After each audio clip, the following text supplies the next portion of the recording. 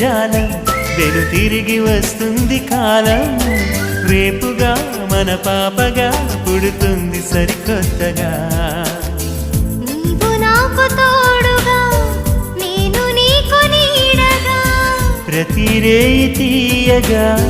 పిలుస్తోంది హాయిగా ఇలా ఉండిపోతే చాలుగా నువ్వంటే నాకిష్టమని అన్నది నా ప్రతి శ్వాస